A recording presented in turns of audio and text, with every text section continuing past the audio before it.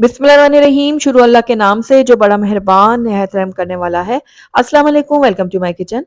आज मेरे किचन में पेशावर की मशहूर किस्सा खानी बाज़ार की बहुत ही टेस्टी मज़ेदार सी रबड़ी खीर बन रही है, जिसको स्टेप बाय स्टेप मैं आपको बनाना सिखाऊंगी और ये बिल्कुल परफेक्ट बनकर तैयार होगी। आप एक बार इस खीर को बनाएंगे ना तो बार बार बनाना चाहेंगे। ये इतनी मज़ेदार बनेगी कि आपसे रहा ही नहीं जाएगा। तो ज़रूर आपने ट्राई करना है और मुझे फीडबैक में बताना है कि आपको मेरी रेसिपी कैसी लगी।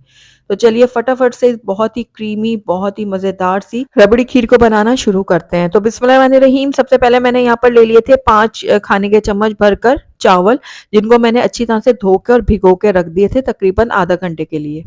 अब ये बहुत अच्छी तरह से नरम हो चुके हैं, तो अब पानी को मैं गिरा दूंगी और हम इसको बॉईल करेंगे चावलों को। तो चलिए फटाफट से हम पानी को गिराते हैं और अगले स्टेप की तरफ चलते हैं।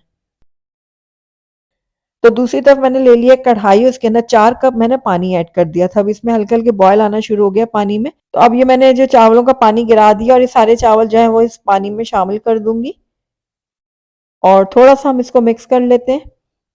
उसके बाद चावलों को मैंने इतना पकाना है कि अच्छी तरह से गल भी जाए और इसका पानी भी ड्राई हो जाए, यानी पानी हमने इसका निकालना नहीं है, पानी इसमें ही ड्राई करना है। तो ये देखिए चावल हमारे बहुत अच्छी तरह से पक चुके हैं और पानी भी ड्राई हो गया है। तो फ्लेम को अब मैंने बंद कर दिया है और अब इन चावलों को जो है ना मैं एक प्लेट में निकाल लूँगी ताकि ये थोड़े से ठंडे हो जाएँ। उसके बाद हम नेक्स्ट स्टेप की तरफ चलेंगे। तो चावलों को मैंने प्लेट में डाल के ठंडा होने रख दिया थोड़ा और उसी कढ़ाई में अब हम डालेंगे 1.5 लीटर दूध। ये फुल फैट क्रीम दूध है और इसी में हमारी खीर बहुत मज़ेदार बनने वाली है। साथ ही इसके अंदर 3 अदद मैंने साबुत इलायचियाँ ऐड कर दी हैं। आप चाहें तो इलायची का पाउडर का भी इस्तेमाल कर सकते हैं, लेकिन वो फिर आपने शुरू में ऐड नहीं करना, वो जब डालना होगा तो फिर मैं आपको बताऊँगी कि किस स्टेज पे आपने डालना है। तो दूध को जब तक हमारा बॉयल आता है ना, तब तक हम अगले स्टेप की तरफ चलते हैं। तो यहाँ पर मैंने ना चावल ले लिए जो हमने बॉयल करके रखे थे, ये ठंडे हो गए हैं थोड़ा। 5 अदद मैंने यहाँ पर पापे यानी कि रस भी ले लिए और 1 ग्लास दूध लिया है। 1.5 लीटर में से मैंने 1 ग्लास दूध निकाल लिया था। तो अब ये जो पापे हमने लिए ना, इनको हम छोटे-छोटे टुकड़ों में कर लेंगे। तो मैंने यहाँ पर ना पापे 5 अदद लिए हैं, ये थोड़े बड़े साइज़ के थे। अगर आप छोटे साइज़ के इस्तेमाल करें पापे, तो 6 से 7 अदद लीजिएगा। तो ये देखिए पापों को मैंने छोटे टुकड़ों में कर लिया है। अब दूसरी तरफ मैंने यहाँ पर ना ये एक जार ले लिया, ब्लेंडर जार, और इसके अंदर सबसे पहले हम ऐड करेंगे पापे, जो अभी हमने तोड़ के रखे थे। पापे ऐड करने के बाद इसके अंदर हम डालेंगे चावल। बॉयल किए हुए चावल मैं इसके अंदर सारे के सारे डाल दूँगी। चावल ऐड करने के बाद जो हमने 1 ग्लास दूध निकाल के रखा हुआ था ना, वो भी इसके अंदर ऐड कर देंगे। तो बस सारी चीज़ें मैंने ऐड कर दी हैं। अब ढक्कन बंद करके ना सारी चीज़ों को हम अच्छी तरह से ब्लेंड कर लेंगे। तो ये देखिए सारी चीज़ों को मैंने बहुत अच्छी तरह से ब्लेंड कर लिया और इसका मैं आपको टेक्सचर चेक करवाती हूँ। ये देखिए, कितना क्रीमी, कितना ही स्मूथ बनकर तैयार हुआ है। तो ये हमारा ज़बरदस्त सा मिक्सचर जो है वो रेडी हो गया है। अब चलते हैं हम अपनी दूध की तरफ, उसकी तरफ हम नज़र मार लेते हैं। तो ये देखिए दूध में भी बहुत अच्छी तरह से बॉयल आ चुके हैं। ये देखिए, दूध अच्छे से पकना शुरू हो गया है, तो बस इस टाइम पे आकर ना इसके अंदर हम अपना दूध, पापे और चावलों वाला मिक्सचर जो है वो ऐड करेंगे। तो ये सारा का सारा मिक्सचर जो है मैं इस दूध में शामिल कर दूँगी। मिक्सचर शामिल करने के बाद है ना हमने इसमें चम्मच चलाते रहना है। चम्मच को आपने रोकना नहीं है, क्योंकि अब खीर जो है वो नीचे से लगने का डर होगा। इसलिए आपने लगातार इसमें चम्मच चलाते रहना है ताकि ये नीचे से लगे ना, और साइडों में इसकी जो बलाई जम रही है ना, इसको भी आपने साथ-साथ उतारते रहना है और दूध में शामिल करते रहना है। इससे ना आपकी खीर और भी ज़्यादा गाढ़ी बनेगी और क्रीमी बनेगी। तो हमने 15 से 20 मिनट के लिए खीर को पकने के लिए छोड़ना है, लेकिन साथ में साथ आप चम्मच भी चलाते रहिएगा। और उसकी दूसरी तरफ मैंने एक दूसरा पैन ले लिया है, यहाँ पर हम ज़बरदस्त सा कैरेमल तैयार करेंगे।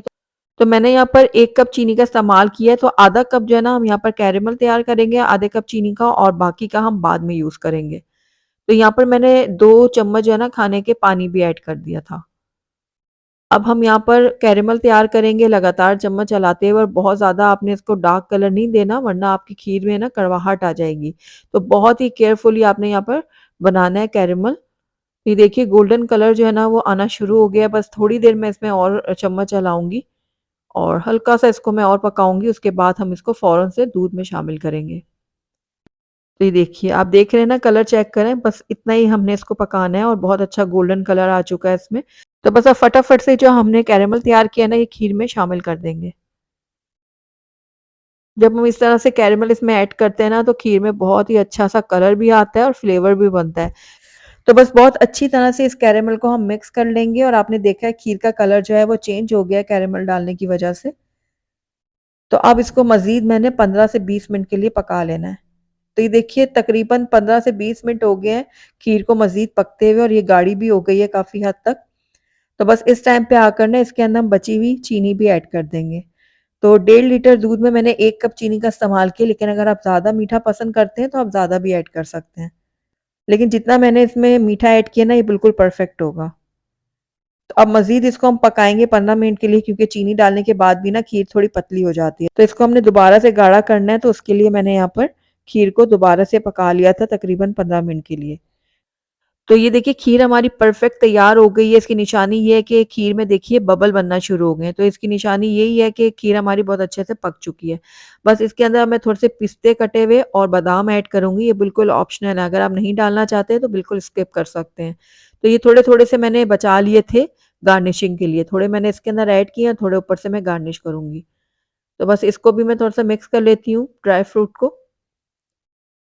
थोड़ा-सा मिक्स करने के बाद फ्लेम को मैं बंद करूँगी और खीर को हम थोड़ा-सा ठंडा होने देंगे, उसके बाद हम इसको प्लेट आउट करेंगे। अल्हम्दुलिल्लाह हमारी बहुत ही क्रीमी और मज़ेदार सी रबड़ी खीर बनकर तैयार हो गई और आपने देखा कितना आसान है इसको बनाना। स्टेप बाय स्टेप मैंने आपको बनाना सिखाया है बिल्कुल परफेक्ट मेजरमेंट के साथ। तो ज़रूर आपने ट्राई करना है और मुझे फीडबैक में बताना है कि आपको मेरी रेसिपी कैसी लगी। अगर आपको मेरी रेसिपी पसंद आई है तो इसको लाइक ज़रूर कीजिएगा, फ्रेंड्स और फैमिली में इसको ज़्यादा से ज़्यादा शेयर कीजिएगा।